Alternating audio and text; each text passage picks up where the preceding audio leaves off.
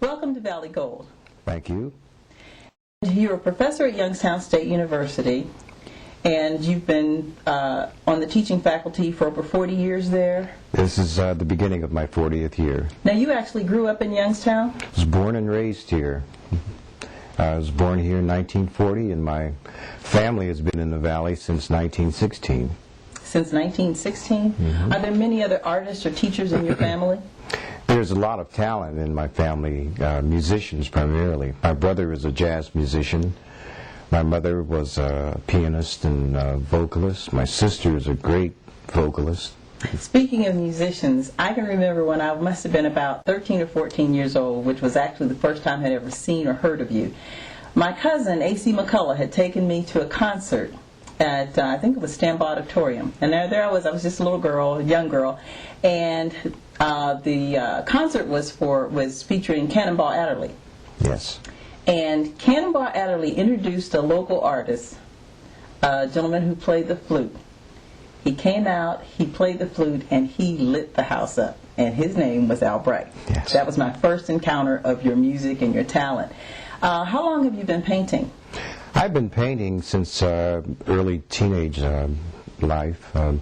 I started drawing quite a bit when I was 9 years old, but I didn't start actually painting canvases until I was about 13.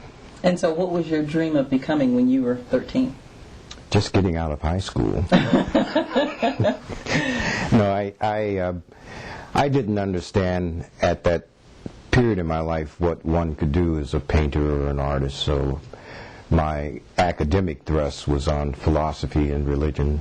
So were there any inspirational figures in your home in terms of the painting aspect?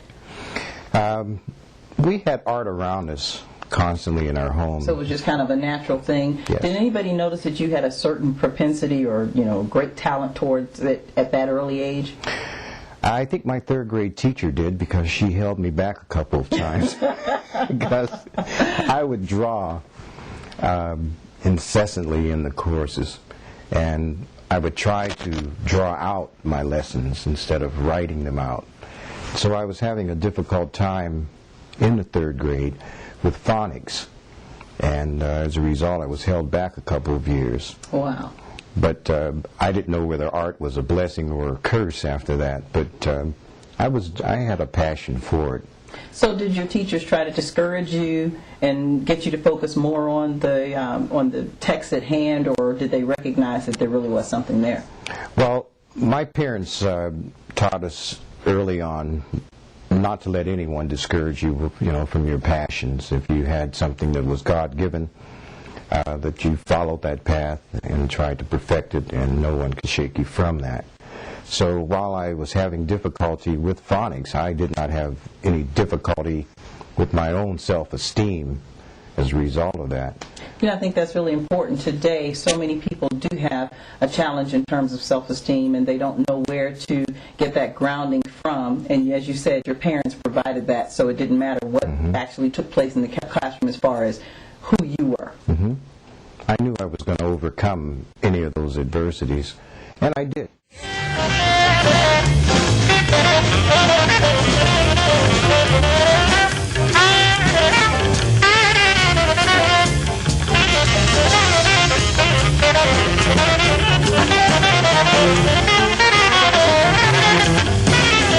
We were just watching a piece with you and Art Blakey and the Jazz Messengers. Now, that was performed at the Youngstown Playhouse? Yes, in 1980.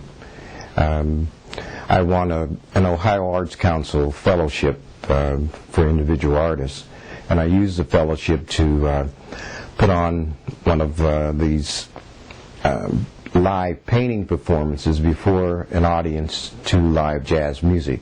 Now, was that your first one? No, I had been exploring this all throughout the 70s. Are there many other artists who actually do the live painting performances to music like you do? Not many, because it's a very risky kind of an experience. I guess it would be. Have you ever had challenges in terms of just going out there knowing that you've got so many minutes to finish this painting? I mean, is that rather daunting for you? Well, it's something that you don't time. In other words, I'm not restricted in time. we create the composition to the energy of the music and the energy of the audience, and it can extend. It's like a call and response. You're going out facing a blank canvas, and I paint from what is called a position of alla prima. I go to the canvas with no pre-described idea of its outcome, so I don't know what's going to happen. So what inspires you? The music, the audience, the energy, the color of the music, the emotional feedback I get from the audience and their ebb and flow. I think it's really interesting talking with you, and each time I've talked with you, you seem to be so low-key, but then when I watch you in these performances, it's like you blow the stack off. You did a performance with the Edison School. Yes. And you mentioned the call and response, and that was so evident in that particular performance because, it was so clear you were feeding off the audience, and they were feeding off of you, and you could tell that the more they gave you, the more you put into the piece, and that seemed to only fuel them more. Yes, it was a very rich experience. It was like primal screaming, really.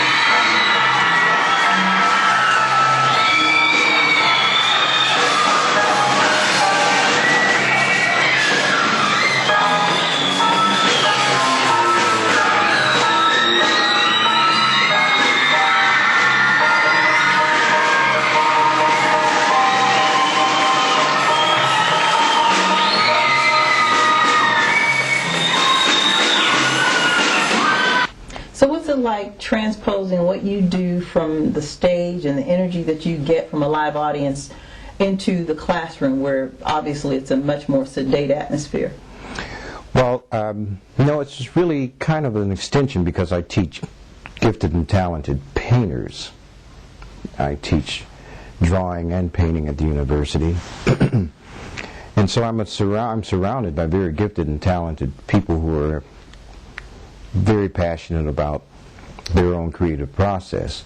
And so when I paint, I can take more energy to teaching than people who don't paint and attempt to teach. Now, I know that you studied at Youngstown State University. Yes. But you've also studied all over the world. You've gone quite a few times to Europe, and can you tell us about some of those experiences? Well, I've traveled to many parts of the United States and Europe and the Caribbean. I try to stay involved with major exhibitions and museums and gallery exhibitions that are going on all over the world. I also like to interact with other cultures and maintain somewhat of a universal focus on where I stand as a painter in the world, not necessarily just a painter in the region. And so my wife and I do attempt to attend the Biennale exhibitions in Venice every 2 years, and we travel to France and Germany and England and try to involve ourselves in a cultural experience on an international as well as a national basis. We were talking about your travels all over the world in terms of how you stay involved with exhibitions. And now bringing it back to the Valley, you've had so many different experiences with so many different people and so many different audiences. Why have you chosen to stay in Youngstown? Well, I'm dedicated to the Valley, and I want to plow back some of the energy and support and experiences that I've had here. I enjoy teaching a lot. I noticed something else about your work and your commitment. A lot of people who would be on the caliber of, or the level that you're on, don't always spend the kind of time that you do with very, very young people. And I noticed that you will even give a live performance where, you know, you're turning out this awesomely wonderful painting that obviously is worth lots and lots of money, and you will do that with even very, very young audiences, and I think that's not only commendable, but it's also pretty unusual. Well, all of us as human beings have a gift that's centered around the arts. I mean, we all measure our maturation on scribbling and drawing, and we all do this as human beings. Art is as natural to the human being as flying is to a bird. And this is something that's been going on for millions and millions of years among the Homo sapien. And children love art. And they're very pure in their approach to art, sometimes even more so than adults. And so working with children at that level is a very, very intriguing and wonderful experience. I was viewing one of your tapes, and I noticed in your presentation you talk about creating and then destroying. And you almost describe it almost as though it's something delightful. And as I watched the evolution of the painting, you know, I guess you kind of brace the audience for it, because you begin to fall in love with what you're seeing, and then all of a sudden the music takes a different turn, and then you take a different turn, and you basically destroy what you've done and start in another direction. Can you talk about that? Well, the creative process is in fact just that. It's a matter of creation and destruction, and recreating and molding something into a final resolution. With each stroke, you take away something, but you're also adding something. And it's so individualistic that the spectator might see something in the composition that he or she doesn't want to have disturbed, because they're having an aesthetic experience with that. They may love the color, they may love the image, they may see something in the composition that others don't see. And I might go through an area that they like, and I can feel their ebb and flow when that occurs. But see, I cannot have an aesthetic experience with my work in the process. I enjoy and struggle with the creative process, because I can't have psychological distance away from the energy that's going on the canvas. The spectator can have an aesthetic experience because they can step back and look at this thing a lot more objectively than I can. I'm in a subjective mood with the work. So the creative process is just that. The artist is the only one who knows when the composition has been arrested, and everyone else sits at their own risk.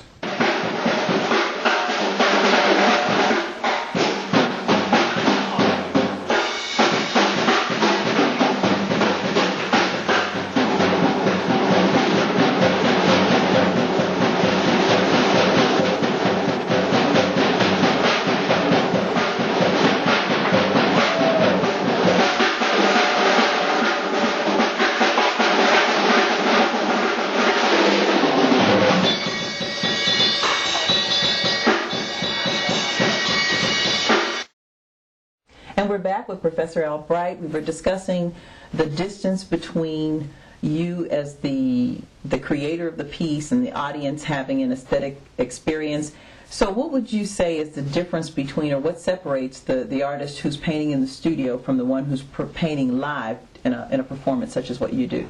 Well, the interesting thing for me is that the spectator very rarely has an opportunity to see the artist in the creative process. That's true. They see the byproduct of the artist's work in a gallery or a museum, on a wall. And then you have all those images of, the artist who doesn't want you to see it before then, and it's always covered over until the piece is finished. Absolutely. Until he's totally satisfied with it. And many artists create in isolation to maintain some integrity in the process. I mean, if you had an audience sitting over your shoulder, watching you paint on a daily basis and giving you constant feedback, the painting would more than likely not represent the pure feeling of the artist. It would be interrupted by and jaded by other ideas that are coming to you, and oftentimes out of context. So this is the thing that I find very fascinating about the performance of art with live musicians before live audiences, because most of the musicians that I perform with are also involved in improvisation, particularly the jazz musicians. They never play the same things twice. So whatever actually gave you the nerve to do that in front of a live audience the first time you ever did it? Well, I create my work constantly to music or with music. In my studio, I'm constantly playing music. In my classrooms, I'm playing music as well. Music and art are so closely related. The musician and the visual artist share the same vocabulary. Such as? Well, we both talk about rhythm and harmony, composition, balance, tonality, color, structure. All of those are terms that we both use. One is auditory and the other is visual. And so there is color to music. I mean, there's certain musical sounds that the artists, and not all artists, think along the same lines, but there are warm sounds, there are cool sounds. We have warm and cool shifts in visual art as well. And it can call for the artist to move into a cool spectrum, maybe blues and greens. If I'm listening to some of Miles's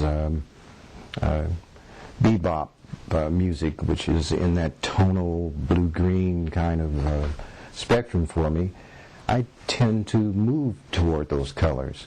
If I'm listening to a solo maybe taken by Red Garland or somebody in his group that kicks it up to a higher level, then my coloration might move to yellows and oranges and a whole different spectrum.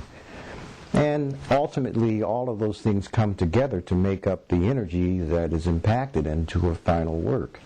Now, all the work that I've seen that you've done looks so happy and so engaging and so inviting. Have you ever had a dark moment where you painted something that did not emit that same kind of joy and effervescence that most of your work seems to emulate?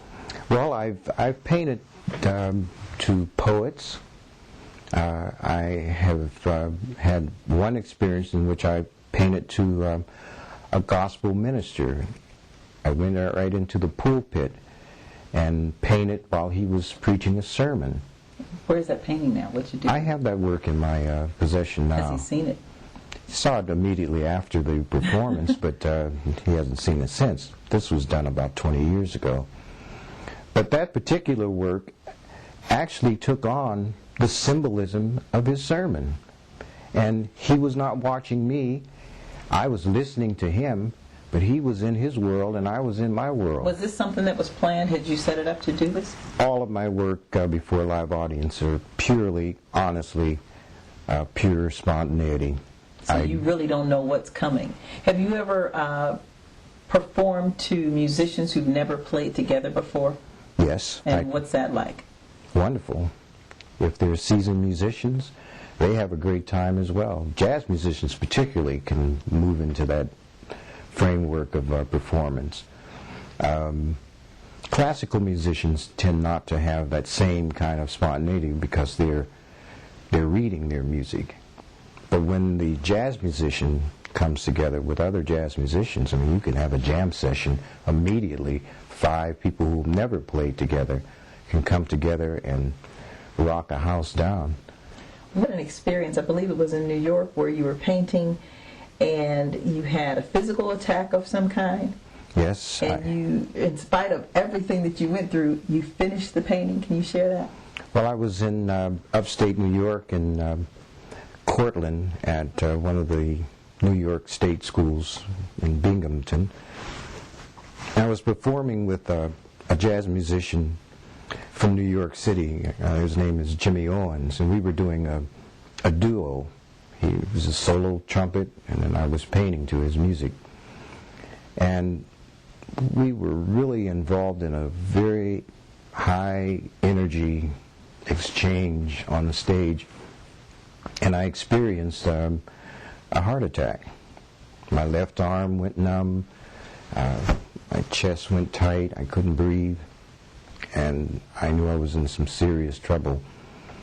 But I was able to work myself off of the stage and go behind the stage and lie down, and hyperventilated for about 10 minutes. And I finally... Did you know what was happening to you? I had never experienced, an attack like that in my life before. I mean, I knew I was in trouble, but I was able to rally up enough strength to come back out. I couldn't use my left arm, but I came back out and I finished up the piece, and things kind of resided enough for us to finish the composition and engage in a question and answers period with the audience, and to get me back to the hotel and back to town. And that was quite an experience. And afterwards is when you found out that you'd actually experienced a heart attack. Yes.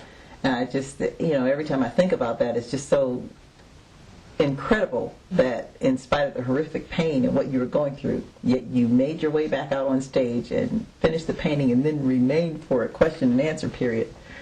Wow, that's some kind of commitment. Well, you'll have to see that tape someday, because it was captured.